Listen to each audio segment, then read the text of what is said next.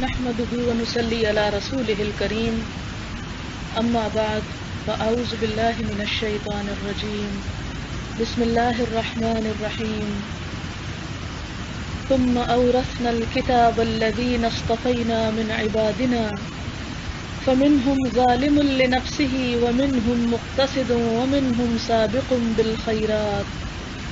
سابق بالخيرات بإذن الله ذلك هو الفضل الكبير جنات عدن يدخلونها يحلون فيها من أساور من ذهب ولؤلؤا ولباسهم فيها حرير وقالوا الحمد لله الذي أذهب عنا الحزن إن ربنا لغفور شكور الذي أحلنا دار المقامة من فضله لا يمسنا فيها نصب ولا يمسنا فيها لغوب والذين كفروا لهم نار جهنم لا يقضى عليهم فيموتوا ولا يخفف عنهم من عذابها كذلك نجزي كل كفور وهم يصطرخون فيها ربنا أخرجنا نعمل صالحا غير الذي كنا نعمل أولم نعمركم ما يتذكر فيه من تذكر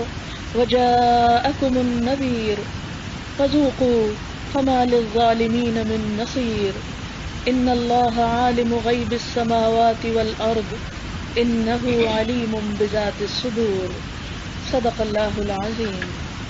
شروع کرتی ہوں اللہ کے نام سے جو بے انتہا مہربان نہایت رحم فرمانے والا ہے۔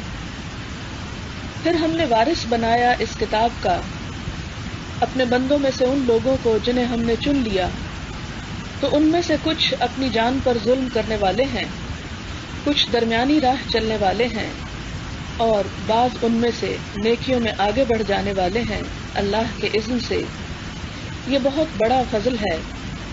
ہمیشہ کے باغات جس میں وہ داخل ہوں گے، وہاں پر وہ سونے کے کنگن جن میں موتی جڑے ہوں گے پہنائے جائیں گے، اور ان کا لباس اس میں ریشم کا ہوگا، اور وہ کہیں گے الحمدللہ، اللہ کا شکر ہے جس نے ہم سے غم کو دور کیا، یقیناً ہمارا رب غفور الرحیم اور قدردان ہے، وہ جس نے ہمیں ہمیشگی کے گھر میں لا اتارا اپنے فضل سے۔ والذین کفروا لہم نار جہنم، اور جن لوگوں نے کفر کیا ان کے لیے جہنم کی آگ ہے، نہ ان پر فیصلہ کیا جائے گا کہ وہ مر جائیں، اور نہ ان سے عذاب ہلکا کیا جائے گا۔ اسی طرح ہم جزا دیتے ہیں ہر ناشکرے کو۔ وہ اس میں چیخ پکار کر رہے ہوں گے کہ اے ہمارے رب، ہمیں اس سے نکال کہ ہم اچھے کام کریں اس کے سوا جو ہم کیا کرتے تھے۔ اللہ تعالیٰ فرمائیں گے کیا بھلا ہم نے تم کو عمر نہ دی تھی کہ نصیحت پکڑتا اس میں جس نے نصیحت پکڑنا تھی، اور تمہارے پاس خبردار کرنے والا بھی آیا تھا۔ پس چکھو، ظالموں کے لیے کوئی بھی مددگار نہیں ہے۔ بے شک اللہ تعالیٰ آسمانوں اور زمین کے غیب جانتا ہے، یقیناً وہ سینوں کے بھید تک جانتا ہے۔ سورۃ فاطر کی آیت نمبر 32 سے 38 تک میں نے آپ کے سامنے پڑھا ہے، اور اس کا ترجمہ بھی۔ ارشاد باری تعالیٰ ہے ثم اورثنا الکتاب، پھر وارث بنا دیا ہم نے کتاب کا۔ الکتاب سے مراد آسمانی کتاب یعنی قرآن پاک ہے۔ کس کو وارث بنا دیا؟ الذین اصطفینا من عبادنا، جنہیں ہم نے اپنے بندوں میں سے چن لیا، یعنی امت مسلمہ کو۔ جیسے گزشتہ امتیں گزری اور ان کے پاس کتابیں آئیں، لیکن انہوں نے اپنی کتابوں میں تبدیلی کر لی، انہیں اپنی مرضی کے مطابق ڈھال لیا، اور شاید آپ کے علم میں ہو یہ بات کہ آج تک وہ کتاب کو اپنی مرضی کے مطابق ہر سال ڈھالتے ہیں، اور ہر سال اس میں تبدیلیاں کرتے ہیں۔ اسے پڑھنے کے بعد جو چیز موجودہ دور کے مطابق نہیں ہوتی اسے ہٹا دیتے ہیں، اور جو چیزیں پسند کی ہوتی ہیں اس میں ڈال لیتے ہیں۔ اور اس کی ایک بہت بڑی مثال یہ واقعہ بھی ہے کہ اس صدی کے شروع میں جرمنی میں ایک شہر ہے میونخ، وہاں پر ایک ادارہ قائم کیا گیا جس کا مقصد یہ تھا کہ یہ دیکھا جائے کہ بائبل کے اندر کتنی تبدیلی ہوئی ہے، آج تک کتنے چینجز ہوئے ہیں۔ تو انہوں نے سب سے قدیم زبان جس میں بائبل پائی جاتی ہے، یونانی زبان، اس کے جتنے ممکن نسخے تھے، کاپیز تھی، وہ اکٹھی کر لی، اور کئی سال تک آپس میں کمپیریزن کا کام جاری رہا مختلف کاپیز کے درمیان. اور جو فائنل رپورٹ چھپی اس کے الفاظ یہ تھے کہ 2 لاکھ کے قریب اختلافی روایات ہیں، یعنی مختلف نسخوں میں جو اختلاف ہے ان روایات کو جمع کیا جائے تو 2 لاکھ بنتی ہیں. پھر اس کے بعد انہوں نے قرآن پاک کے بارے میں سوچا کہ اس کے بارے میں دعویٰ کیا جاتا ہے کہ یہ ایک محفوظ کتاب ہے، تو ہم اس کو دیکھتے ہیں کہ کہیں اس میں تو کوئی تبدیلی نہیں ہو چکی. انہوں نے قرآن پاک کے نسخے جمع کیے اور تقریباً 40,000 نسخے اکٹھے کر لیے، جس میں مختلف علاقوں میں چھپے ہوئے، مختلف ہاتھوں میں، مختلف لکھائیوں میں لکھے ہوئے نسخے تھے، اور اسی طرح اس کا بھی جائزہ لیا. تو بالآخر جو رپورٹ سامنے آئی عارضی، وہ یہ تھی کہ قرآن میں ایک بھی اختلافی روایت نہیں.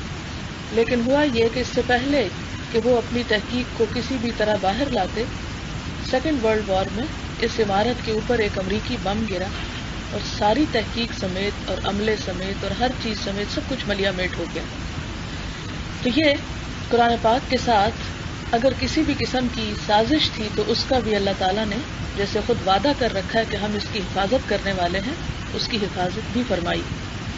یہ وہ کتاب ہے کہ جس کے بارے میں صرف مسلمان نہیں، غیر مسلم بھی یہ کہتے ہیں کہ یہ سچی ترین کتاب ہے اور اس میں کوئی تبدیلی نہیں ہوئی. اس کتاب کا وارث بنایا گیا کس کو؟ امت مسلمہ کو. کون امت مسلمہ؟ میں اور آپ، ہمیں اس کا وارث بنایا گیا. اور جیسا کہ آپ جانتے ہیں کہ انبیاء علیہم السلام اپنے پیچھے مال و دولت چھوڑ کر نہیں جاتے، ان کا ورثہ علم ہوتا ہے. علماء انبیاء کے وارث ہوتے ہیں. اور آپ دیکھیں کہ جیسا کہ ایک اور حدیث میں آتا ہے کہ اللہ تعالیٰ علم کو نہیں اٹھاتا بلکہ وہ علماء کو اٹھا لیتا ہے، اور پھر جاہل ان کے وارث بن بیٹھتے ہیں جو خود بھی گمراہ ہوتے ہیں اور دوسروں کو بھی گمراہ کرتے ہیں. آج ہمارے ساتھ کچھ ایسا ہی المیہ ہو چکا ہے کہ ہماری توجہ، ہماری کوشش، قربانی، محبت اس دین کے سیکھنے سکھانے کی طرف کم سے کم رہ گئی. ہماری عقیدت جو ہوئی بھی یا جو ہماری محبتوں کا مرکز یہ کتاب بنی بھی، تو خوبصورت لکھائی میں اس کو لکھنا، خوبصورت آواز میں اس کو پڑھنا اور اس کے ذریعے جن بھوت بگانا یا دنیا کے کچھ فائدے حاصل کرنا ہی بن کر رہ گیا. اگرچہ اس کتاب سے یہ چیزیں بھی حاصل ہوتی ہیں، ایسا نہیں کہ یہ حاصل نہیں ہوتی، لیکن یہ ایسا ہی ہے کہ جیسے کسی شخص کے لیے اس کا والد یا اس کا کوئی بڑا کوئی ورثہ چھوڑ جائے اور اس ورثے میں ڈھیروں مال ہو، تو وہ اس مال سے فائدہ اٹھانے کی بجائے صرف اس کا دیدار کرے اور بند کر دے، یا اسے صرف دیکھ دیکھ کر خوش ہوتا رہے، یا اس سے عقیدت کے دعوے کرتا رہے، یا اس کے بنا پر فخر کرتا رہے اور اسے استعمال نہ کرے. ہمارے ہاں بھی کچھ یہی حال ہوا کہ ہم نے اس کتاب کو آنکھوں سے لگایا، لبوں سے لگایا، اونچا رکھا، سنبھال کے رکھا، محفوظ رکھا اور اس سے عقیدت کے محبت کے دعوے کیے، لیکن جس کام کے لیے یہ کتاب آئی تھی اس سے کچھ بھی فائدہ نہ اٹھایا. اسی لیے اللہ تعالیٰ فرماتے ہیں کہ ہم نے اپنی کتاب کا وارث بنایا، حوالے کی ہم نے اپنی کتاب کس کے؟ اپنے بندوں میں سے، اپنی ساری مخلوق میں سے ان بندوں کے جنہیں ہم نے چن لیا تھا. اور وہ کون ہیں چنے ہوئے بندے؟ امت مسلمہ، جنہیں اللہ تعالیٰ نے باقی ساری مخلوق میں سے کتاب کا وارث بنانے کے لیے منتخب کر لیا. آپ دیکھیں کہ اللہ تعالیٰ نے جب یہ کتاب ہمارے حوالے کر دی تو یہ ہم پر اس کا بہت بڑا احسان ہوا، بہت بڑا فضل ہوا. اللہ نے ہمیں چن لیا، جیسا کہ قرآن پاک میں ایک اور جگہ پر فرمایا كَذَلِكَ جَعَلْنَاكُمْ أُمَّةً وَسَطًا لِتَكُونُوا شُهَدَاءَ عَلَى النَّاسِ، کہ اسی طرح ہم نے تمہیں امت وسط بنایا، اور وسط کا معنی بہترین ہے. وہ کیسے؟ حدیث میں آتا ہے خیر الامور اوسطها، کہ سب سے بہترین کاموں میں سے وہ ہوتا ہے جو اس کا درمیانہ وسط حصہ ہوتا ہے، یعنی کناروں والا نہیں بلکہ بیچ والا، کور، انر اور اصلی حصہ. اسی طرح ایک اور جگہ پر فرمایا کنتم خیر امت، تم بہترین امت ہو، اخرجت للناس، جنہیں لوگوں کے لیے، تمام انسانوں کے لیے پیدا کیا گیا. تأمرون بالمعروف وتنہون عن المنکر، تم نیکی کا حکم دو گے اور برائیوں سے روکو گے۔ لہذا اس کتاب کے وارث ہونے کی حیثیت سے ہمارا فرض کیا بنتا تھا؟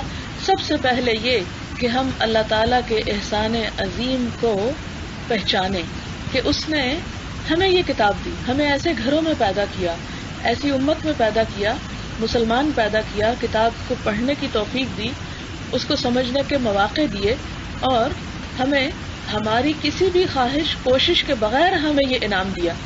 اگر اللہ تعالیٰ ہمیں بھی کہیں ایسے علاقے میں پیدا کر دیتے کہ ہم نہ جانتے قرآن کیا ہے، اسلام کیا ہے، رسول کیا ہے، خدا کیا ہے، تو ہم کیا کر سکتے تھے؟ کچھ بھی نہیں۔ اگر اس نے ہمیں ایسی جگہ پر پیدا کیا کہ جہاں یہ سب کچھ ہمارے لیے بہت آسانی سے اویلیبل تھا، تو یہ دراصل اس کا ہم پر بہت بڑا احسان تھا۔ تو پہلا فرض کیا بنتا تھا کہ ہم اس پر شکر گزار ہوتے، اس احسان کا اعتراف کرتے۔ پھر اس کے بعد دوسرا فرض ہمارے اوپر کیا عائد ہوتا ہے کتاب کے وارث ہونے کی حیثیت سے، کہ ہم اس کتاب کے مطابق اپنی زندگیوں کو بھی سنواریں اور اس کے ساتھ ساتھ اس تمام انسانیت تک اس کتاب کو پہنچائیں جس تک یہ پیغام نہیں پہنچا۔ آپ دیکھیں کہ پرستش کی خواہش یا پرستش یا عبادت کا جو شوق ہے وہ ہر انسان کے اندر کسی نہ کسی رنگ میں ضرور موجود ہے، حتیٰ کہ وہ ممالک جہاں پر کسی قسم کی بھی عبادت یا خدا رسول کا کوئی تصور نہیں، مثلا سوویت یونین میں آپ دیکھیں کہ وہاں ان سے زبردستی مذہب کو کھینچ لیا گیا، مسجدیں بند کر دی گئی، قرآن پاک کا چھاپنا بند کر دیا گیا، اسی طرح لوگوں کے اوپر بین کر دیا گیا کہ کوئی مسجد جائے یا پرائیویٹلی بھی نماز پڑھے، یعنی جو بھی کوئی نماز وغیرہ پڑھنے والے تھے سب انڈر گراؤنڈ چلے گئے، اور ایک ہی خاندان کے لوگوں سے ایک دوسرے کی اسپائنگ کرائی جاتی تھی، جاسوسی، اور اگر پتہ چل جاتا کہ کوئی چھپ کے بھی نماز پڑھ رہا ہے تو اسے بھی دار پہ لٹکا دیا جاتا۔ اب آپ دیکھیں کہ جس قوم سے اس قدر ظلم اور تشدد کے ساتھ دین کا سب خاتمہ کیا گیا، اسی طرح یہ نہیں تھا کہ صرف مسلمانوں کے خلاف یہ محاذ آرائی تھی، بلکہ کرسچنز کے ساتھ بھی یہ کیا گیا کہ ان کے لیے بھی سب کچھ بند کر دیا گیا، چرچز وغیرہ اور بائبل کا پڑھنا اور کسی بھی دوسرے مذہب کا نام لینا سب ختم کر دیا گیا۔ لیکن اس کے باوجود وہ جو عبادت کا جذبہ تھا یا پرستش کی جو خواہش تھی وہ نہ چھینی جا سکی۔ اسی وجہ سے ہم دیکھتے ہیں کہ لینن کے مجسمے کو اور ان لیڈرز کو وزٹ کرنے کے لیے اور ان کے دیدار کے لیے بسا اوقات -40 ڈگری میں بھی لوگ کئی گھنٹے لائنوں میں کھڑے رہتے۔ کیا ملتا ہے؟ یعنی ایک لیڈر کا دیدار ہے تو اس سے کیا حاصل ہو جائے؟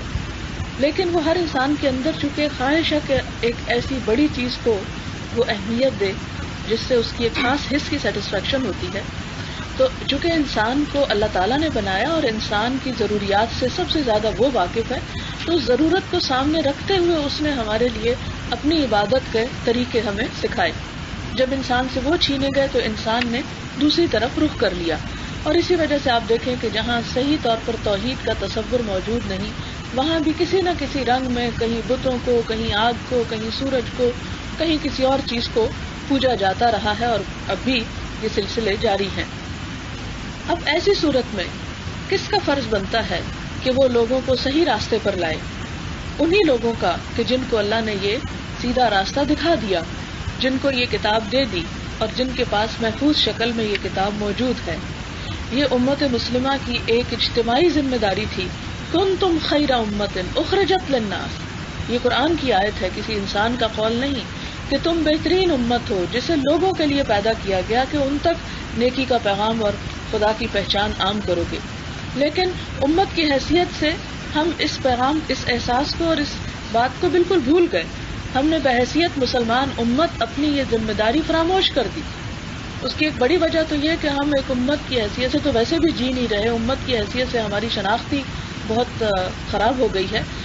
لیکن اللہ تعالیٰ نے صرف امت کی حیثیت سے ہی فرض عائد نہیں کیا، بلکہ ساتھ ہی فرمایا سورۃ آل عمران میں ہی کہ وَلْتَكُمْ مِنْكُمْ أُمَّةٌ، چاہیے کہ تم میں ایک گروہ ایسا موجود رہے، يَدْعُونَ إِلَى الْخَيْرِ، جو خیر کی دعوت دے، وَيَأْمُرُونَ بِالْمَعْرُوفِ وَيَنْهَوْنَ عَنِ الْمُنْكَرِ، نیکی کا حکم دے اور برائیوں سے روکے۔ آپ دیکھیں کہ جہاں امت کی بات کی گئی وہاں کیا ہے؟ تأمرون بالمعروف وتنہون عن المنکر، لیکن جہاں گروہ کی بات کی گئی وہاں کیا ہے؟ یدعون الی الخیر پہلی بات آتی. تو الخیر کیا ہے؟ جس کی طرف تمہیں دعوت دینی ہے یا ایک گروہ کو لوگوں کو بلانا ہے.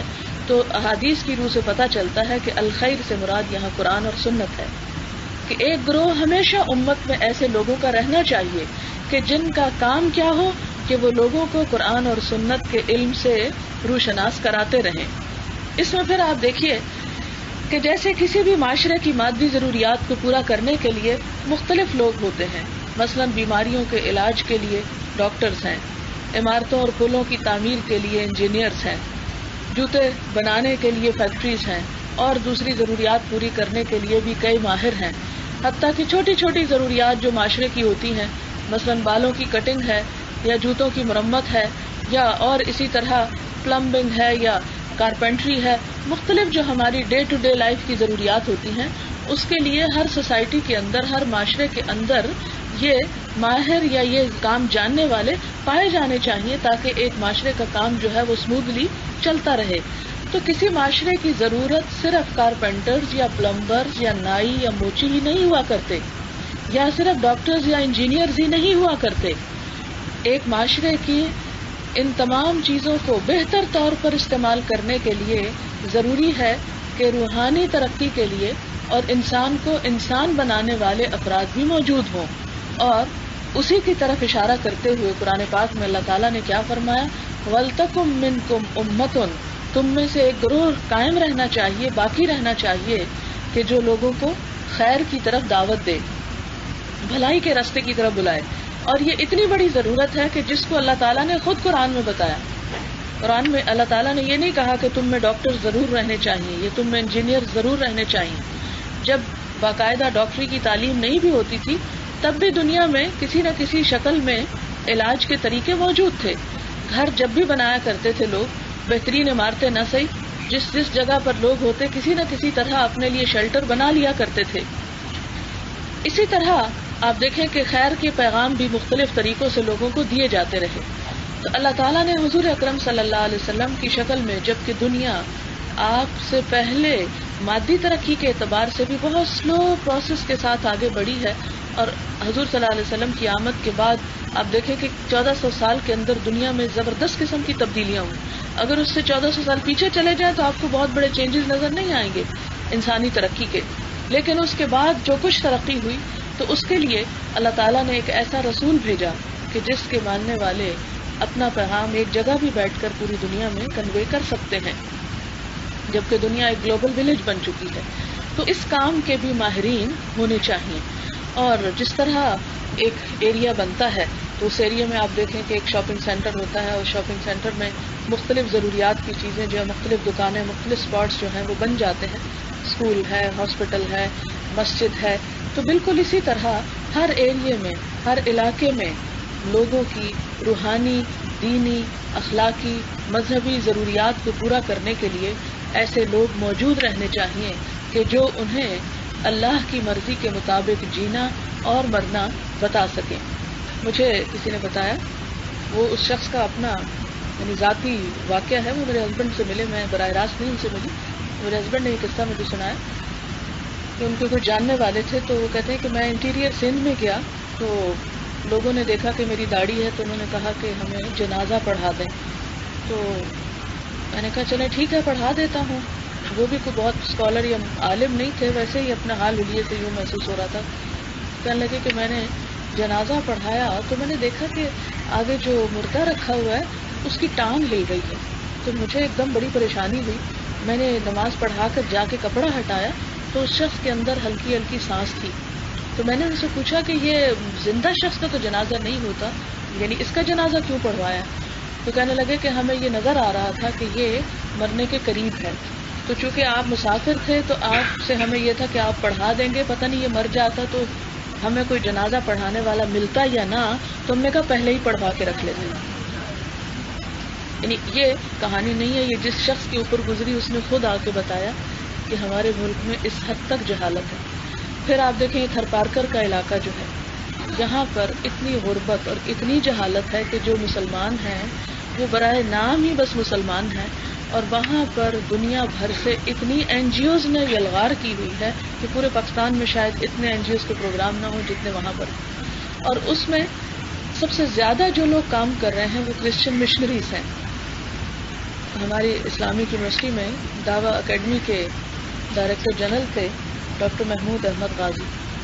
تو پچھلے دنوں میں ہمارا نظریاتی کونسل کا اجلاس ہو رہا تھا، تو اس اجلاس میں یعنی خواتین رکن میں سے مجھے بھی شریک ہونا ہوتا ہے. تو اس اجلاس کے دوران انہوں نے ایک واقعہ سنایا جو خود انہوں نے ملاحظہ کیا. تو کہنے لگے کہ 3-4 دفعہ مجھے تھرپار کر جانے کا اتفاق ہوا، اور ہوا یہ کہ وہاں مجھے ایک شخص نے ایک واقعہ سنایا کہ کرسچن مشنریز کس طرح تبلیغ کرتے ہیں.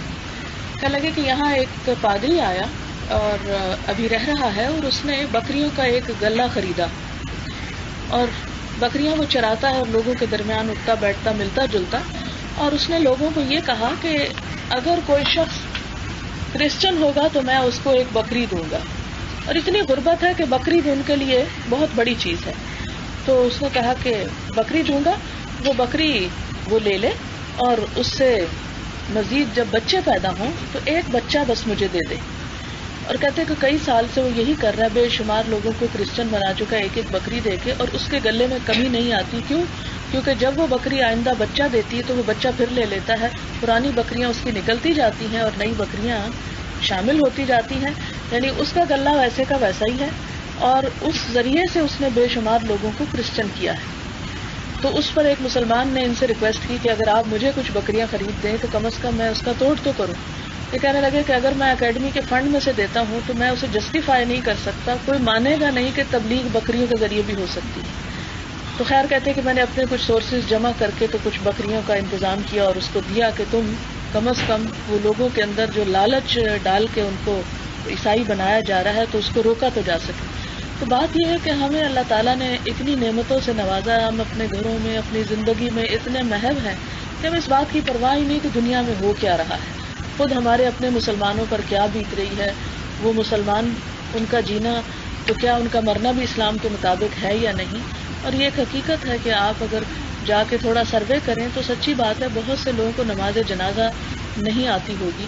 تو ظاہر ہے کہ ایک شخص جس کے مرنے کے وقت اس کے لیے دعا کی جا سکتی، اگر وہ مرتے وقت بھی اس کو دعا نصیب نہیں ہوتی تو کتنی قابل رحم حالت ہے لوگوں کی کہ وہ خدا کو جا کے کیا منہ دکھائیں گے. اس وقت کس سے پوچھا جائے گا؟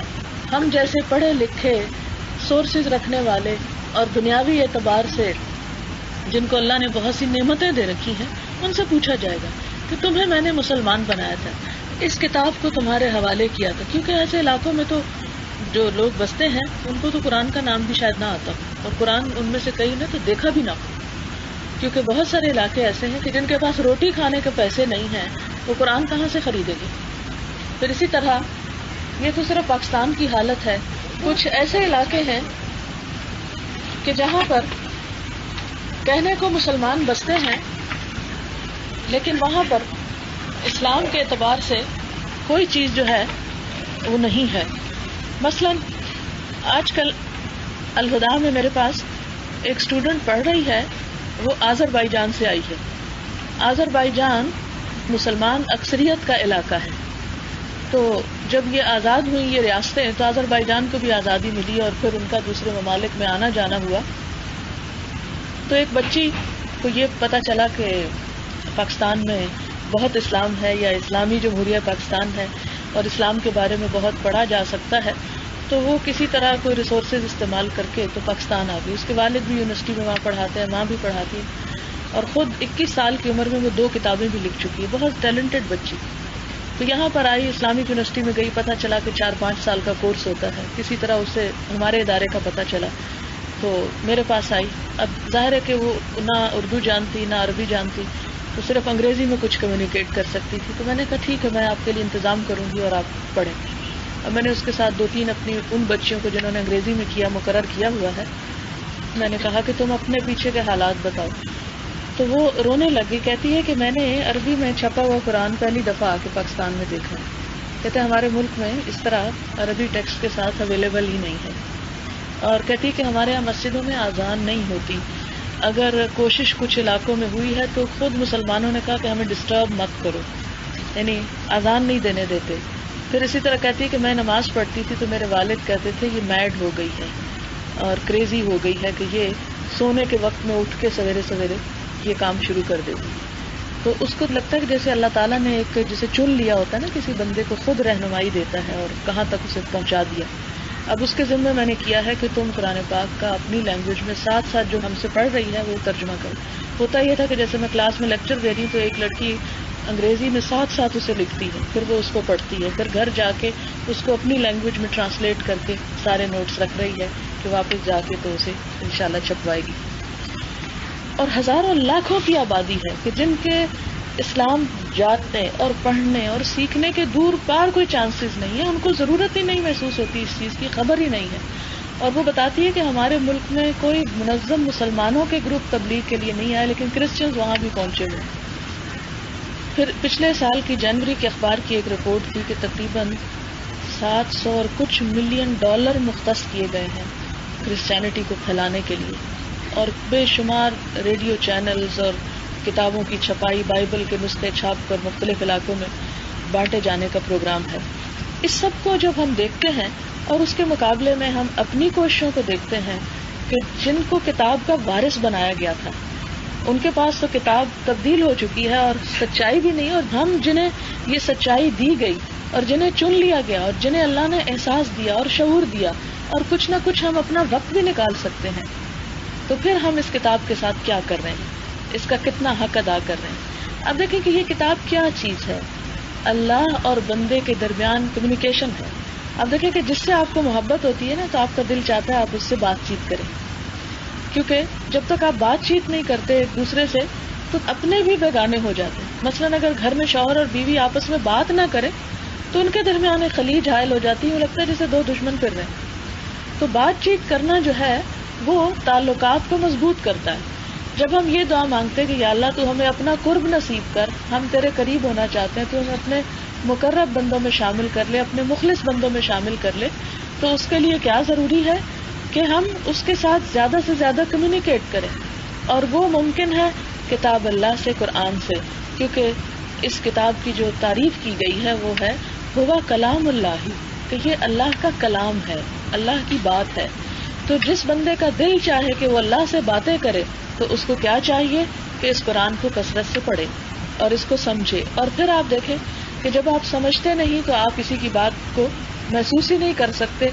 مثلاً ایک شخص اگر آپ کو دوسری کسی زبان میں مثلاً گریک میں یا فرینچ میں گالیاں بھی دے جائے تو آپ کو تو کچھ خبر نہیں, اس لیے آپ کے اوپر کوئی اثر نہیں ہوگا. اسی طرح کوئی آپ کی تعریف کر لے جرمن لینگویج میں تو آپ کو تو نہیں خبر ہوگی کہ کیا کہا اس نے. اسی طرح قرآن ہمارے دلوں پر اس وقت تک اثر نہیں کر سکتا جب تک کہ ہم یہ نہ جانیں کہ یہ کہتا کیا ہے, اور پھر براہ راست اس کو نہ جانیں. کیونکہ بعض اوقات ہم یہ کہتے ہیں جی میرے پاس ٹرانسلیشن ہے بڑی اچھی انگریزی کی یا اردو کی ہے تو اس کو میں پڑھ لیتا ہوں. آپ دیکھیں کہ جو بات ہوتی ہے نا اس کا اثر بات سے ہی ہوتا ہے, پڑھنے سے نہیں. مثلاً کوئی بھی بات آپ لکھ کے کریں تو اس کا وہ ایفیکٹ نہیں آتا جو بول کر آتا ہے, سن کر آتا ہے. اسی لیے اللہ تعالیٰ نے نبی صلی اللہ علیہ وسلم کو دنیا میں بھیجا اور فرمایا, سورۃ آل عمران میں آتا ہے لقد من اللہ علی المؤمنین, اللہ نے اہل ایمان پر احسان کیا, اذ بعث فیہم رسولا من انفسہم, جب ان کے اندر ان کے نفسوں میں سے یعنی انہی جیسے انسانوں میں سے ایک رسول بھیجا. رسول نے آ کر کیا کیا, یتلو علیہم آیاتہ, وہ ان پر اللہ کی آیات پڑھ کے سناتا ہے, ویزکیہم, ان کی تربیت کرتا ہے, ویعلمہم الکتاب والحکمت, اور انہیں کتاب اور حکمت کی تعلیم دیتا ہے, وَإِن كَانُوا مِن قَبْلُ لَفِي ضَلَالٍ مُبِينٍ, اور بے شک اس سے پہلے وہ کھلی گمراہی میں مبتلا تھے.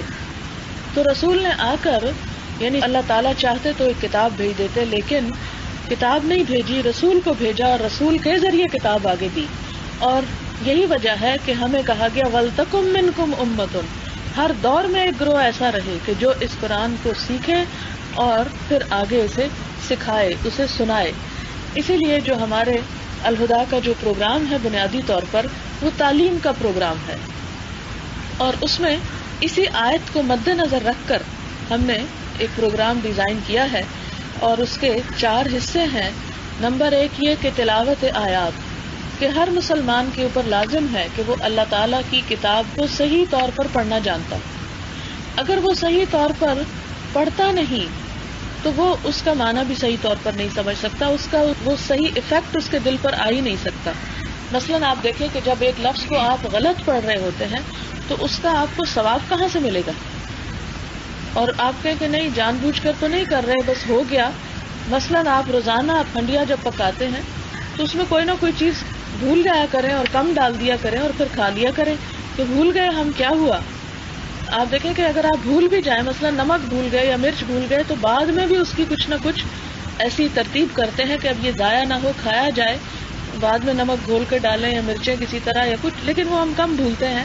اللہ کی کتاب ہی کے لیے ہمارے پاس نہ وقت ہے، نہ توجہ ہے، اور نہ ہی ہمیں اس کو یاد رکھنے کا کچھ زیادہ فائدہ معلوم ہوتا ہے. اور یہاں آ کے ہم کہتے ہیں خیر اللہ تعالیٰ غفور الرحیم ہے، کوئی زیادہ فرق نہیں پڑتا. میں ہمیشہ ایک مثال دیتی تھی کیک کی. مثلاً کیک میں آپ دیکھیں کہ 5 بنیادی اجزاء ہیں، مثلاً فلاور ہے، بٹر ہے، ایگز ہیں، بیکنگ پاؤڈر ہے اور شوگر ہے. ان میں سے ایک چیز بھی آپ نکال دیں تو آپ کا کیک نہیں بنتا، کچھ اور بن جائے گا، کیک نہیں بنتا. اب آپ خود سوچیں کہ آپ کہیں کیا ہوا کہ اگر فلاور نہیں ڈالتے کچھ تو بن جائے گا، کھا لیں گے. ہاں جو بنے گا وہ کچھ اور ہی ہوگا، وہ کیک نہیں ہوگا. اگر آپ بیکنگ پاؤڈر نہیں ڈالتے تو بھی کچھ اور ہی ایفیکٹ ہوگا. اگر آپ شوگر نہیں ڈالتے تو اس کا کچھ مزہ نہیں ہوگا. انڈے نہیں ڈالتے، اسی طرح بٹر نہ ڈالیں. آپ دیکھیں ایک چیز کم کر دیں. تو بالکل اسی طرح جب ہم قرآن پڑھتے ہیں تو اس میں بھی کچھ چیزیں ایسی ہیں کہ آپ اس کو کم نہیں کر سکتے. جہاں مد پڑھنی ہے وہاں مد ہی پڑھنی ہے. اگر آپ اس کو چھوٹا کر دیں گے تو اس کا معنی ہی بدل جائے گا. اگر آپ زبر کو زیر پڑھ دیں گے تو اس کا کچھ اور ہی مطلب بن جائے گا. تو جب آپ پڑھ ہی کچھ اور رہے ہیں تو وہ قرآن تو نہ ہوا. قرآن تو وہ ہے جو اللہ نے اتارا، اور جیسے اتارا اس کو ویسے ہی پڑھا جائے. اور اگر آپ کچھ اور پڑھ رہے ہیں اس میں تو وہ پھر جو چاہیں پڑھیں، وہ کچھ اور تو بن گیا مگر قرآن نہیں ہوا. اس لیے بہت لازم ہے کہ صحیح قرآن ہم میں سے ہر ایک کو پڑھنا آنا چاہیے. اور اس کے لیے عمر کی قید نہیں کہ ہم کہیں جی ہم آپ بوڑھے ہو گئے ہیں اور اب ہمارا یہ کام ہے. نہیں، جب بھی آپ کو اللہ توفیق دے آپ اس کو درست کریں. تو یہ جو الہدا کی برانچز ہوتی ہیں اس میں ہمارا پہلا جو سبجیکٹ ہوتا ہے وہ قرآن کو صحیح طور پر پڑھنا ہے. دوسرا کام جو ہے وہ یزکیہم، تربیت کرنا. کیونکہ خالی علم کافی نہیں تھا. اس آیت میں جو آل عمران کی میں نے آپ کے سامنے کوٹ کی، اس میں یہ نہیں کہا کہ وہ قرآن کی تلاوت سکھاتے ہیں اور حکمت کی تعلیم دیتے ہیں، بلکہ یزکیہم بھی بیچ میں لائے. تو جب تک علم کے ساتھ تربیت نہ ہو، کیریکٹر بلڈنگ نہ ہو، عمل نہ ہو، مزاج میں تبدیلی نہ آئے، اس وقت تک یہ علم جو ہے فائدہ مند نہیں ہوتا. اور تزکیہ جو ہے وہ انسان کیا کرتے ہیں، کتابوں سے تزکیہ نہیں ہوتا، یا صرف ایک فارمل لیکچر دینے سے نہیں ہوتا. اس کے لیے ہمارے سامنے نبی صلی اللہ علیہ وسلم کا بہترین اسوہ حسنہ ہے. تو تربیہ کی کلاس ہوتی ہے اس میں پھر قرآن کی تجوید کے علاوہ، جس میں اصل مقصد یہ ہوتا ہے کہ ہم دیکھیں کہ نبی صلی اللہ علیہ وسلم کا اٹھنا، بیٹھنا، سونا، جاگنا، یعنی ہم ان کے ساتھ رہیں ایک طرح سے، یعنی ان کی سنت کو صحیح طور پر فالو کریں اور چیزیں پڑھ کر آپس میں ڈسکس کریں کہ جس سے ہمارا عمل آسان ہو. مثلاً آپ جب ایک چیز یہاں سیکھتے ہیں، معاشرے کو اس کے خلاف پاتے ہیں، تو پھر آپ کو یہ پریشانی لاحق ہوتی ہے کہ یا اسے چھوڑیں یا اسے چھوڑیں. تو نہ آپ اس کو چھوڑ سکتے ہیں نہ آپ اس کو چھوڑ سکتے ہیں. رہنا بھی آپ نے معاشرے کے اندر ہے، اس کو آپ چھوڑ کے کہیں بھاگ نہیں سکتے. اور اسی طرح اس قرآن کو بھی آپ ترک نہیں کر سکتے، کیونکہ قیامت کے دن نبی صلی اللہ علیہ وسلم ان لوگوں کے خلاف گواہی دیں گے جنہوں نے اس قرآن کو چھوڑ دیا. سورۃ بنی اسرائیل میں آتا ہے وقال الرسول یا رب ان قوم اتخذوا هذا القرآن مہجورا، اور رسول پکاریں گے کہ اے رب میری اس قوم نے قرآن کو چھوڑ دیا تھا، مہجورا، ترک کر دیا تھا. تو آج ہم ایک طرف اللہ کے رسول صلی اللہ علیہ وسلم سے محبت کے دعوے کرتے ہیں اور یہ امید لگائے ہوئے ہیں کہ آپ ہماری شفاعت کریں گے، اور دوسری طرف ہمارا قرآن سے کوئی تعلق نہ ہو تو وہ کیا سفارش کریں گے؟ وہ تو الٹا خلاف گواہی دیں گے کہ انہوں نے قرآن کو خیر بات کہہ دی. اس لیے نہ تو ہم اس کو چھوڑ سکتے اور نہ اس کو چھوڑ سکتے. پھر کیا طریقہ ہو کہ دونوں کو ساتھ لے کر چل سکیں؟ تو تربیہ کی کلاس میں ایسے موضوعات، ایسے ٹیکسٹ، ایسی چیزیں ڈسکس ہوتی ہیں کہ جس سے انسان کے اندر، اس کے مزاج میں، اس کی انر سیلف میں ایسی تبدیلی آئے، ایسی ریزسٹنس پیدا ہو کہ جس میں وہ اس کو بھی ابزارب کرے اور دوسری طرف معاشرے کے جو چیلنجز ہیں ان کو بھی گوارا کرے اور ان کو بھی میٹ کرے. پھر تیسری چیز یعلمہم الکتاب، کہ کتاب کی تعلیم دینا. اور کتاب کی تعلیم میں پھر اس کا ہر لفظ کا معنی، اور پھر آیت جب اکٹھی ہو جائے تو اس کی تفسیر، اور اس تفسیر میں بھی کوشش یہ نہیں ہوتی کہ آپ بہت ثقیل عالمانہ گفتگو کریں، بلکہ کوشش یہ ہونی چاہیے کہ ہم اسے اپنی روزمرہ زندگی سے ریلیٹ کریں، کیونکہ قرآن ہماری عملی پریکٹیکل لائف میں ایک خوشگوار جھونکا لانے کے لیے ہے. تو اس کے لیے ضروری ہے کہ ہم اس کو سمجھنے والے ہوں اور اسے اپنی عملی زندگی سے ریلیٹ کریں. ہمارے ہاں افسوس کے ساتھ یہ کہنا پڑتا ہے کہ جیسے اللہ کے فضل سے بڑے بڑے اسکالرز ہیں بھی اور گزرے بھی، لیکن ان سب نے اپنی نیک نیتی کے ساتھ اپنے علم کو زیادہ نمایاں کیا، اور جو قرآن کا وہ ایفیکٹ تھا کہ اسے روزمرہ زندگی میں لایا جائے اس کی طرف توجہ کم رہی. مثلاً اگر آپ کو یہ بتا بھی دیا جائے کہ اس آیت کا یہ ہسٹوریکل بیک گراؤنڈ ہے اور اس جگہ پر نازل ہوئی، تو پھر اس کا مطلب تو یہ ہے کہ وہ اسی دور کے لیے آیا تھا قرآن، ہمارے لیے تو اس میں کچھ نہ ہوا. لیکن قرآن یہ کہتا ہے کہ ھذا بلاغ للناس، یہ تمام انسانوں کے لیے ایک میسج ہے، وَلْيُنذَرُوا بِهِ، اور چاہیے کہ اس کے ساتھ وہ خبردار کیے جائیں، یعنی وہ آج کے اس موجودہ دور کے لیے بھی ہے. اس لیے قرآن کو ایسے انداز پر پڑھنا اور پڑھانا ہمارا ایک مشن ہے کہ جس سے یہ قرآن روزمرہ زندگی میں ہمیں مدد دے، کیونکہ اسلام کا اصل معنی کیا ہے؟ پیس، امن. ہماری ذاتی زندگیوں میں، ہماری ازدواجی زندگیوں میں، ہماری خاندانی زندگیوں میں، ہمارے پھر معاشرتی لوگوں کے ساتھ ریلیشن شپ میں ایک خوشگوار جھونکا آئے. اگر یہ چیز نہ آئے تو قرآن کے پڑھنے کا پھر کوئی فائدہ نظر نہیں آتا. اس لیے تیسری چیز جو ہے وہ تعلیمی کتاب ہے. الہدیٰ کے پروگرام میں چوتھی چیز جو ہے وہ سنت رسول صلی اللہ علیہ وسلم ہے. اس کو دو حصوں میں تقسیم کیا جاتا ہے، ایک تو آپ کی سیرت اور ایک آپ کی احادیث جو آپ نے فرمائی یا آپ نے کچھ چیزیں کر کے دکھائیں. تو آپ دیکھیں کہ جس شخص کے ساتھ ہماری محبت ایمان کا حصہ ہے، یعنی نبی صلی اللہ علیہ وسلم کی ذات، کہ آپ کی محبت کیا ہے؟ ایمان کا حصہ. کہ اس وقت تک کوئی مومن نہیں ہو سکتا جب تک کہ اللہ کے رسول صلی اللہ علیہ وسلم کو اپنے والدین، اپنی اولاد اور تمام انسانوں سے بڑھ کر نہ چاہا جائے. تو ہم اس چاہت کا دعویٰ کرتے ہیں، لیکن ہم آپ کے بارے میں کچھ زیادہ جانتے بھی نہیں. زیادہ سے زیادہ وہ جانتے جو ہمیں بچپن میں اسلامیات کے نام پر کتابوں میں پڑھا دیا گیا، اور اس میں بھی زیادہ مکی دور کا حصہ، یہ نبوت کے پہلے کے بہت سارے واقعات، حالات ہوتے ہیں کہ آپ بکریاں چراتے تھے اور آپ غار ہرا میں جاتے تھے اور اس قسم کی کچھ باتیں. لیکن آپ صلی اللہ علیہ وسلم کی کیا اچیومنٹ تھی، کیا اخلاق تھا، کیا کردار تھا، وہ ہمارے بچے اسلامیات کی کتابوں میں بہت کم پڑھتے ہیں. تو اسی لیے آپ دیکھیں کہ ان کے دل میں حضور صلی اللہ علیہ وسلم کی محبت نہیں پیدا ہوتی. تو اس محبت کے پیدا کرنے کے لیے معرفت ضروری ہے. جب تک آپ کسی کو پہچانے نہ، آپ کے دل میں وہ اس کا صحیح مقام نہیں پیدا ہوتا ہے. کہ ایک بظاہر ظاہر کسی کو آپ دور سے دیکھتے ہیں تو ایک جذباتی اٹیچمنٹ تو بسا اوقات ہو سکتی ہے، حقیقی محبت نہیں ہوتی. کسی کی حقیقی خوبیاں دیکھ کر پھر اس کے ساتھ جو تعلق ہوتا ہے وہ مضبوط ہوتا ہے، پائیدار ہوتا ہے. تو اسی طرح نبی صلی اللہ علیہ وسلم کی جب سیرت ہم پڑھتے ہیں یا آپ کی سنت کو پڑھتے ہیں تو اس سے پھر ہمیں آپ کی جو معرفت حاصل ہوتی ہے، پھر اس کے اوپر جو عمل کرنا ہے اور جس کا ہم سے مطالبہ بھی کیا گیا کہ اتباع کیا جائے، آپ کی پیروی کی جائے، آپ کے فٹ سٹیپس کو فالو کیا جائے.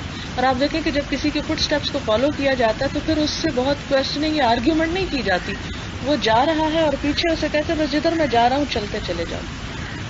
آج صبح میں باہر کھڑی تھی صحن میں تو میں نے دیکھا کہ کوئی آبی پرندے تھے، تو ان میں سے ایک لیڈ کر رہا تھا اور دو پیچھے رو برابر آ رہی تھی، اور بہت دور تک وہ ایک لیڈ کر رہا ہے اور باقی پیچھے اڑتے چلے جا رہے ہیں. تو میں یہ دیکھ رہی تھی کہ پرندوں کے اندر بھی کتنا ڈسپلن ہے اور کتنا نظم و ضبط ہے کہ ایک لیڈ کر رہا ہے اور پیچھے سب جا رہے ہیں، وہ جدھر چاہے مڑ جائے، جدھر چاہے جائے. تو ہمارے لیے بھی اصل لیڈر جو بنایا گیا وہ نبی صلی اللہ علیہ وسلم کی ذات ہے، اور ہمارے لیے بھی اصل حکم کیا ہے کہ ان کو فالو کرتے جائیں. قرآن پاک میں اللہ تعالیٰ فرماتے ہیں قل ان کنتم تحبون اللہ فاتبعونی، کہہ دیجئے کہ اگر تم اللہ سے محبت کرتے ہو تو کیا کرو؟ فاتبعونی، میرا اتباع کرو، یعنی نبی صلی اللہ علیہ وسلم کو فالو کرو. اور فالو آپ اسی وقت کر سکتے ہیں جب آپ کو پتا ہو کہ آپ کیا فرماتے ہیں، کیا کہتے ہیں اور کدھر کو لے جانا چاہتے ہیں. عموماً ہم کسی بھی سنت پر عمل کرتے ہوئے کہتے ہیں اچھا یہ کوئی قرآن میں تھوڑی لکھا ہے، حدیث ہی ہے نا، پتہ نہیں صحیح ہے یا نہیں. تو آپ کو پتہ ہونا چاہیے کہ صحیح کیا ہے اور غلط کیا ہے اور ضعیف کیا ہے. تو ان تمام چیزوں کو جاننے کے لیے تھوڑا سا وقت اگر ہم نکال سکیں تو اس میں بہت فضیلت کی بات ہے اور اجر کی بات. پھر آپ دیکھیں کہ جو شخص علم حاصل کرنے کے لیے گھر سے نکلتا ہے تو ساری مخلوق اس کے لیے دعائیں کرتی ہے، حتیٰ کہ سمندر کی مچھلیاں بھی اور بلوں میں چیونٹیاں بھی اس شخص کے لیے دعا کرتی ہیں، فرشتے اس کے لیے پر بچھاتے ہیں۔ اور ایک اور حدیث میں آتا ہے کہ وہ جنت کی راہ میں ہوتا ہے، اگر انسان کی موت علم حاصل کرتے ہوئے آ جائے تو اسے شہادت کی موت نصیب ہوتی ہے۔ تو یہ تمام فضیلت جو ہے یہ علم حاصل کرنے والوں کے لیے ہے۔ جیسے قرآن پاک میں ایک اور جگہ پر آتا ہے کہ یرفع اللہ الذین آمنوا والذین اوتوا العلم درجات، اللہ تعالیٰ بلندی عطا کرتا ہے ان لوگوں کو جو ایمان لائے، لیکن جو لوگ علم دیے گئے ان کے درجات اور بلند ہیں۔ والذین اوتوا العلم درجات، کہ اگر ایمان سے ایک درجہ ملا تو جتنا جتنا جس کے پاس علم ہے اتنا اتنا اس کو درجہ بلند ہو گیا۔ ابن عباس اس آیت کی تفسیر میں کہتے ہیں کہ اس درجے کو تم یوں سمجھو کہ جیسے تم میں سے کوئی شخص آسمان پر نظر ڈال کر ستاروں کو دیکھے، یعنی ایک درجہ اتنا بلند ہے۔ جیسے ایک اور حدیث میں آتا ہے بخاری کی کہ جنت کے 100 درجے ہیں، یعنی اتنی بلندیاں۔ دنیا میں ہم ایک گریڈ 16ویں سے 17ویں، 17ویں سے 18ویں کے پیچھے ساری زندگی جو ہے ذلیل و خوار ہوتے ہیں۔ اگر کسی کا ایک اوپر ہو جائے تو اپنے آپ کو بڑی چیز سمجھتا ہے اور اپنے سے نیچے والے کو حقیر۔ تو آپ دیکھیں کہ جنت کے درجات کے لیے ہماری حسرت یا تمنا یا تڑپ یا اس کے لیے کوشش کیوں نہیں؟ تو وہ درجے جو ہیں وہ علم کے ذریعے حاصل ہوتے ہیں، اور جتنا اس میں کوئی محنت کرے اور کوشش کرے، اور اس کے لیے یہ کتاب جو ہے ہمیں بتاتی ہے کہ اللہ تعالیٰ اپنے بندوں کو پھر 3 حصوں میں بانٹ دیتے ہیں۔ ثم اورثنا الکتاب الذین اصطفینا من عبادنا، چن لیا ہم نے اپنے بندوں میں سے اس کتاب کے لیے جنہیں ہم نے پسند کیا۔ اب یہ بندے 3 طرح کے ہیں، یعنی چن تو لیا اللہ نے، کتاب تو دے دی۔ فمنہم ظالم لنفسہ، ان میں سے بعض ایسے ہیں جو اپنے اوپر ظلم کر رہے ہیں۔ ومنہم مقتصد، بعض ایسے ہیں جو بیچ کی راہ چل رہے ہیں۔ ومنہم سابق بالخیرات باذن اللہ، اور ان میں سے بعض ایسے ہیں جو نیکیوں کی طرف سبقت کرنے والے ہیں، دوڑنے والے ہیں اللہ کے اذن کے ساتھ۔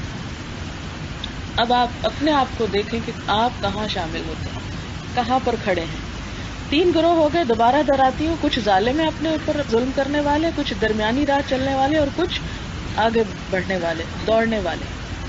اب آپ دیکھیں کہ ان تینوں کے بارے میں حدیث میں ان کا انجام بتایا گیا۔ آپ نے فرمایا کہ وہ لوگ جو آگے بڑھنے والے ہیں وہ جنت میں بغیر حساب کے داخل کر لیے جائیں گے، یعنی جو اس پکار کو سنتے ہیں اور بغیر کسی حیل و حجت کے دوڑ پڑتے ہیں، لبیک کہہ کے بس آ گئے ہم، اللہ تو نے بلایا ہم آ گئے۔ اب آپ دیکھیں کہ جب انسان دوڑنا چاہتا ہے تو بہت کچھ اسے اپنے سے ہلکا کرنا پڑتا ہے، چھوڑنا پڑتا ہے۔ بہت سے لوگ ہم میں سے کہتے ہیں کہ ہمیں ٹائم نہیں ملتا۔ ٹائم کیوں نہیں ملتا؟ اس کی وجہ یہ کہ ہم نے اپنے انٹرسٹ، اتنی مصروفیات، اتنی ضروریات بڑھا رکھی ہیں کہ وہ چیزیں ہمیں پکڑے ہوئے ہیں، ہمیں اس کام کے لیے وقت ہی نہیں دیتی۔ تو اگر انسان نے آخرت کمانی ہے اور جنت کا طلبگار ہے تو دنیا کے کچھ انٹرسٹ جن کو ہم آسانی سے چھوڑ سکتے ہیں، کچھ چھوڑنے پڑیں گے۔ اب اس کا فائدہ کیا ہوگا کہ جو لوگ اللہ کی راہ میں دوڑیں گے، بھاگیں گے، مثلاً آپ دیکھیں کہ اگر آپ گھر میں ہیں، صبح اٹھتے ہیں، چائے پی رہے ہیں، پھر پہلے ادھر ادھر، پھر ناشتہ کیا، اخبار پڑھی، سستائے، ادھر ادھر ہوئے، اور پھر تیار ہوئے، کہیں شاپنگ پہ نکل گئے، کہیں پارٹی پہ نکل گئے، پھر واپس آئے، تو اب آپ خود سوچیں کہ جب پڑھنے کے لیے آپ کو ٹائم نکالنا ہے اور پڑھنا بھی ایسا کہ اس کے لیے سبق بھی سنانا ہے، تو وہ جتنی سستی ہے اور غفلت ہے وہ سب خود بخود نکل جاتی ہے۔ وہ زندگی میں ایک دوڑ لگ جاتی ہے، دوڑ رہے ہیں آپ، دوڑ رہے ہیں۔ صبح اٹھے تو آپ کے ذہن میں کئی چیزوں کی لسٹ ہوتی ہے کہ جانے سے پہلے مجھے یہ اور یہ کام کرنے ہیں، پھر وہ آپ کرتے ہیں، پھر آپ واپس آ کر پھر اپنا پلان کرتے ہیں اور باقی ساری چیزوں کو اس کے مطابق ریگولیٹ کرتے ہیں۔ تو یہ دوڑنا جو ہے یہ آپ کے لیے بہت اجر کا سبب ہے اور ثواب کا سبب ہے، اس میں آپ کچھ لوز نہیں کریں گے۔ اس کا فائدہ سب سے بڑا کیا ہے کہ نبی صلی اللہ علیہ وسلم نے فرمایا کہ جو دوڑنے والے ہیں وہ جنت میں حساب کے بغیر دروازے کھلے اور وہ اندر۔ دوسرے جو ہیں مقتصد، ان سے حساب لیا جائے گا لیکن ہلکا لیا جائے گا، یعنی روکے جائیں گے، ان سے حساب لیا جائے گا مگر ہلکا۔ اور جو ظالم ہیں ان کو حشر کا سارا عرصہ میدان حشر میں روک کے کھڑا کیا جائے گا۔ اب یہ درمیانے کون ہیں؟ کبھی شوق آیا تو کچھ کر لیا، جب شوق گیا تو چھوڑ دیا، یعنی اپنی زندگی میں کچھ فرائض پورے کر لیے، بس بیچ کی راہ جیسے آپ سمجھتے ہیں۔ اور ظالم کون ہے کہ جو اس کی طرف پلٹ کے بھی نہیں دیکھتے۔ تو اب اگر پلٹ کے بھی ہم اس کتاب کو نہیں دیکھتے، نہ اس کے پڑھنے کی حد تک، نہ سمجھنا، نہ سمجھانا، تو پھر اللہ تعالیٰ یہ کیٹیگریز کر رہے ہیں، میں نہیں کر رہی۔ اس آیت کو آپ سورۃ فاطر کی دوبارہ بے شک گھر جا کے خود پڑھ لیں، 32 نمبر آیت ہے کہ ہم نے اس کتاب کا وارث بنایا ان لوگوں کو جنہیں ہم نے اپنے بندوں میں سے چن لیا، اور یہ چنے ہوئے بندے کون ہیں؟ 3 قسم کے، فَمِنْهُمْ ظَالِمٌ لِنَفْسِهِ وَمِنْهُمْ مُقْتَصِدٌ وَمِنْهُمْ سَابِقٌ بِالْخَيْرَاتِ۔ اب اس آیت کے مطابق آپ اپنے آپ کے بارے میں سوچ لیں، دیکھ لیں کہ آپ نے کہاں کھڑے ہونا ہے، کس کیٹیگری میں آپ چاہتے ہیں کہ قیامت کے دن شامل ہو۔ اور وہ کیٹیگریز اللہ تعالیٰ کسی کی شکل یا نام، نسب یا کسی اعتبار سے نہیں بنائیں گے، ہر انسان کے عمل کے اعتبار سے ان کی کلاسیفیکیشن کی جائے گی وہاں، اور اس کے مطابق معاملہ کیا جائے گا، اور اس میں اپنے پرائے الگ الگ ہو جائیں گے، بعض بیگانے اپنے ہو جائیں گے وہاں اور بعض اپنے بیگانے ہو جائیں گے، والدین اور اولاد کے درمیان، بہن بھائیوں کے درمیان، شوہر بیوی کے درمیان تفرقہ ڈال دیا جائے گا کہ یہ ایسا تھا اور یہ ویسا، اس کو یہاں اور اس کو وہاں رکھو، جیسے سورۃ یاسین میں بھی آتا ہے وَامْتَازُوا الْيَوْمَ أَيُّهَا الْمُجْرِمُونَ، کہ اے مجرموں آج الگ ہٹ کے کھڑے ہو جاؤ۔ پھر فرمایا ذَلِكَ هُوَ الْفَضْلُ الْكَبِيرُ، یہ بہت بڑا فضل ہے کہ اللہ کسی کو اپنی راہ میں دوڑنے کا شرف دے۔ جنات عدن، ہمیشگی کے باغات ہوں گے، یعنی جو بغیر حساب کے جنت میں داخل ہو جائیں گے وہ ہمیشہ ہمیشہ خوشیوں میں رہیں گے۔ یدخلونہا، جس میں وہ داخل ہوں گے، یحلون فیہا من اساور من ذہب ولؤلؤا، وہاں ان کو کنگن پہنائے جائیں گے سونے کے جن پہ موتی لگے ہوئے ہوں گے۔ آپ دیکھیں کہ دنیا میں انسان کی خواہشات یہی تو ہیں، اور خصوصاً خواتین کی، کہ جیولری میں ان کا کمپٹیشن اور نئے نئے ڈیزائنز، ورائٹی والی چیزیں، ان کے لیے ہم مارے پھرتے ہیں۔ آج فلاں جگہ ایگزیبیشن ہے، آج فلانی جگہ یہ پتہ چل رہا ہے، کبھی ادھر جا رہے ہیں، کبھی ادھر جا رہے ہیں، یہ پسند نہیں آیا، سوچا کہ یہ شاید کسی اور کے پاس نہیں، دیکھا کہ وہ تو فلاں بھی پہنے ہوئے، اور پھر وہ معلوم نہیں کیا کیا غم اور فکر ہیں۔ تو اللہ تعالیٰ فرماتے ہیں کہ تم اگر میری خاطر اپنی یہ خواہشیں تھوڑی سی کنٹرول کر لو تو میں تمہاری خواہش جنت میں پوری کر دوں گا۔ صاف الفاظ میں وعدہ ہے۔ یحلون فیہا من اساور من ذہب ولؤلؤا، اور لؤلؤ سچے موتی کو کہتے ہیں جو دنیا میں بہت کم پائے جاتے ہیں۔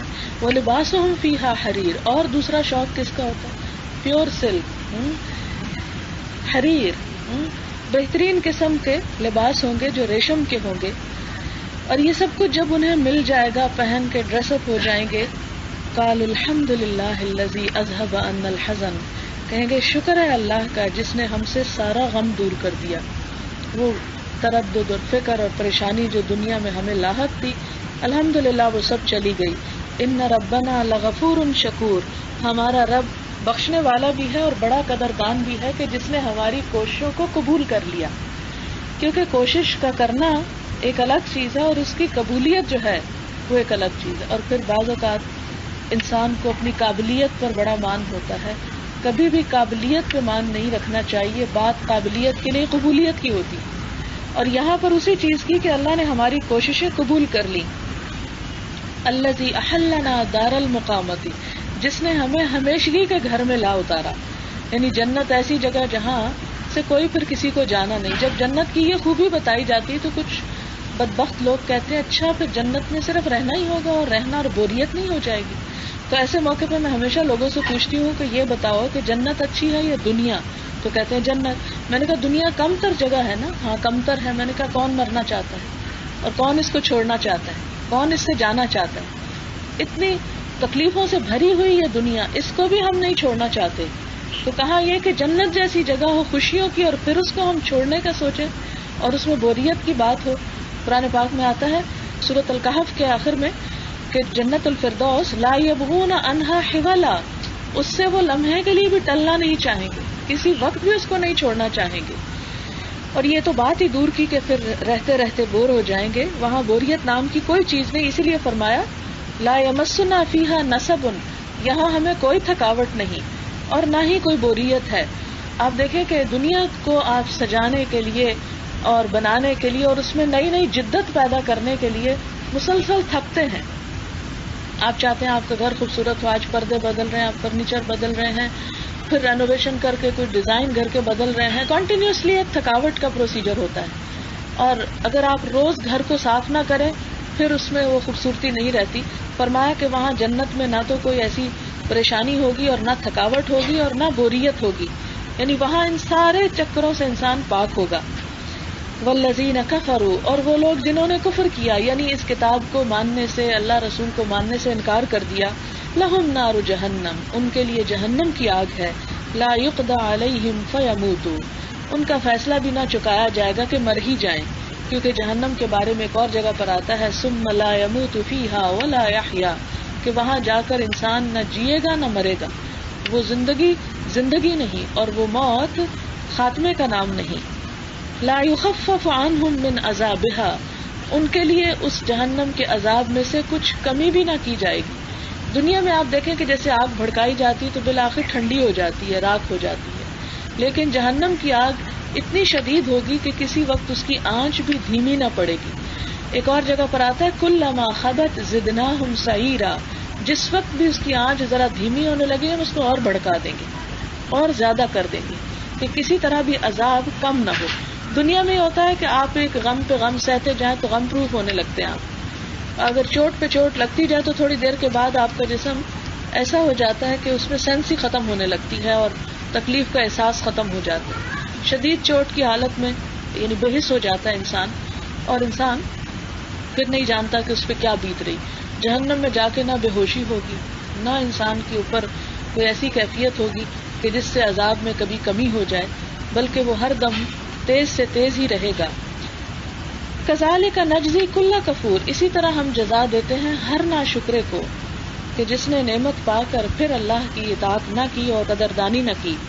وہم یسترخون فیہا, وہ جہنم میں جا کے چیخیں ماریں گے اور کہیں گے ربنا اخرجنا, اے ہمارے رب نکال ہمیں یہاں سے, نعمل صالحا, کہ ہم اچھے کام کریں, غیر الذی کننا نعمل, ان کاموں کے علاوہ جو ہم کرتے تھے. یعنی دنیا میں جو کام ہم سے چھٹ گئے, آج تو ہم جب بھی کوئی نیکی کے کام کا سوچتے ہیں, ارادہ کرتے ہیں, تو ہم کہتے ہیں اچھا پھر کر لیں گے, بعد میں کر لیں گے, ٹھہر کے کر لیں گے. نماز ہی دن میں 5 دفعہ دیکھیں کہ کب ایسا ہوتا ہے کہ پہلا خیال آنے پہ نماز پڑھ لیں. کیا ہوتا ہے, اذان ہوئی, اچھا پڑھتے ہیں, اچھا ابھی پڑھتے ہیں. یعنی بچوں کو تو چھوڑیں, اپنے بارے میں بھی سوچیں کہ انسان ٹال مٹول کرتا رہتا ہے اور تاخیر کر دیتا ہے ایک نیکی کے کام میں. اسی طرح جیسے قرآن سیکھنے یا پڑھنے کی بات ہے تو اس میں بھی ہم طرح طرح کے عذر بہانے کر کے اچھا ابھی نہیں, پھر پڑھ لیں گے, ٹھہر کے پڑھ لیں گے, ابھی ہمارے بہت سے کام ہیں. تو کوئی پتہ نہیں کہ ٹھہر کے ہماری زندگی بھی باقی بچتی ہے یا نہیں, ہمیں موقع بھی ملتا ہے یا نہیں. تو جو چیز یقینی ہے اس کو تو ہم چھوڑے ہوئے ہیں, اور جو چیز دنیا غیر یقینی ہے اس کو ہم پکڑے ہوئے ہیں. تو اس لیے ہمارے لیے نہایت ضروری ہے کہ جب نیکی کا موقع سامنے آ جائے تو پھر ہم اس میں سستی نہ کریں, پہلے یہ کر لیں اور باقی کام تو ہوتے رہیں گے, وہ تو ساری زندگی میں ساتھ چلیں گے. پھر اللہ تعالیٰ فرمائیں گے اولم نعمرکم, کیا ہم نے تمہیں عمر نہیں دی تھی, تمہیں زندگی نہیں دی تھی کہ اب تم آ کے چیخ چلا رہے ہو کہ واپس بھیجے کہ ہم اچھے کام کر کے آئیں. جو پہلے مہلت دی تھی کیا وہ مہلت نہ تھی؟ ما یتذکر فیہ من تذکر, کہ جس میں نصیحت پکڑنے والا نصیحت پکڑ سکتا تھا. یعنی تمہیں اتنا وقت دیا تھا, اتنی مہلت دی تھی کہ تم اپنے آپ کی اصلاح کر سکتے تھے, لیکن تم نے وہ نہ کی. وجاءکم النذیر, اور ڈرانے والا بھی تمہارے پاس آیا تھا, خبردار کرنے والے بھی آئے تھے. فذوقوا فما للظالمین من نصیر, چکھو مزہ عذاب کا, اب ظالموں کے لیے کوئی بھی مددگار نہیں ہے. کیونکہ انسان اپنے اوپر خود ظلم کرتا ہے کہ اپنے وسائل کو, اپنے دل دماغ کو, اپنے وقت کو, اپنے مال کو ایسے کاموں میں لگاتا ہے کہ جہاں کا نفع معمولی یا حقیر یا عارضی یا ناپائیدار ہے, اور ان چیزوں کی طرف توجہ کم جاتی ہے کہ جن کا نفع پرماننٹ ہے, ہمیشہ کے لیے ہے, اور جس میں انسان کو کچھ بھی نقصان نہ ہوگا. ان اللہ عالم غیب السماوات والارض, بے شک اللہ جاننے والا ہے آسمانوں اور زمین کے غیب. انہ علیم بذات الصدور, بے شک وہ جانتا ہے سینوں کے بھید بھی, کہ کس کے دل میں کیا چیز چھپی ہوئی ہے اور کس کے دل میں کیا خیالات ہیں, کون حقیقی عذر رکھتا ہے اور کون جان بوجھ کر کسی کام میں سستی کرنے والا ہے. تو اللہ تعالیٰ سے دعا ہے کہ ہمیں اس مقصد کو سمجھنے اور اس پر عمل کرنے کی توفیق عطا فرمائے. وآخر دعوانا الحمدللہ رب العالمین. سبحان اللہ والحمد للہ ولا الہ الا اللہ واللہ اکبر ولا حول ولا قوة إلا بالله العلي العظيم. اللهم صل على محمد وعلى آل محمد كما صليت على إبراهيم وعلى آل إبراهيم إنك حميد مجيد. اللهم بارك على محمد وعلى آل محمد كما باركت على إبراهيم وعلى آل إبراهيم إنك حميد مجيد. ربنا آتنا في الدنيا حسنة وفي الآخرة حسنة وقنا عذاب النار. ربنا لا تزغ قلوبنا بعد إذ هديتنا وهب لنا من لدنك رحمة إنك أنت الوهاب. ربنا لا تزغ قلوبنا بعد إذ هديتنا وهب لنا من لدنك رحمة إنك أنت الوهاب. يا حي يا قيوم برحمتك نستغيث. ربنا آتنا في الدنيا حسنة وفي الآخرة حسنة وقنا عذاب النار. ربنا لا تؤاخذنا إن نسينا أو أخطأنا. ربنا ولا تحمل علينا إصرا كما حملته على الذين من قبلنا. ربنا ولا تحملنا ما لا طاقة لنا به واعف عنا واغفر لنا وارحمنا أنت مولانا فانصرنا على القوم الكافرين. يا حي يا قيوم برحمتك نستغيث. اللهم انفعنا بما علمتنا وعلمنا ما ينفعنا وزدنا علما. اللهم اكفنا بحلالك عن حرامك وأغننا بفضلك عمن سواك. يا حي يا قيوم برحمتك نستغيث. اللهم إنا نسألك علما نافعا وعملا متقبلا ورزقا طيبا. يا حي يا قیوم برحمتک نستغیث. یا رب العالمین، جو کچھ ہم نے قرآن پاک میں سے پڑھا ہے تو اسے اپنی رحمت سے قبول فرما. اگر ہم سے نادانی میں کوئی بات غلط ہو گئی ہو تو ہمارے علم کی اصلاح فرما اور ہمیں بھٹکنے سے بچا. ہمیں سیدھا راستہ دکھا، اس پر چلنا سکھا اور اس پر استقامت عطا فرما.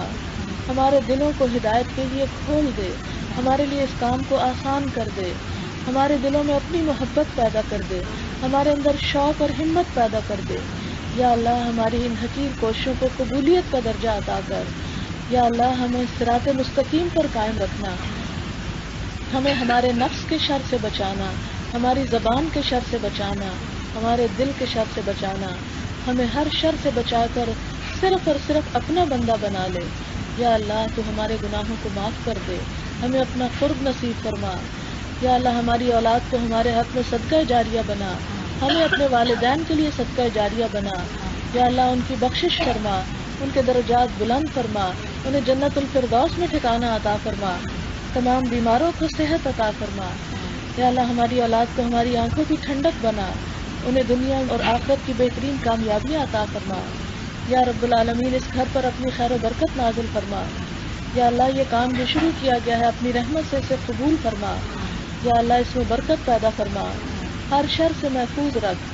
یا اللہ، اخلاص نیت کے ساتھ اس کو کرنے کی توفیق دے. یا اللہ، جو سیکھنے والے ہیں ان کو اپنا عمل بدلنے کی توفیق دے، اپنے مرضی اور اپنی طریقے کے مطابق. یا اللہ، ہمیں نبی صلی اللہ علیہ وسلم کی سنت پر چلنا سکھا، ہم سے وہ کام لے لے جس سے تو راضی ہو جائے.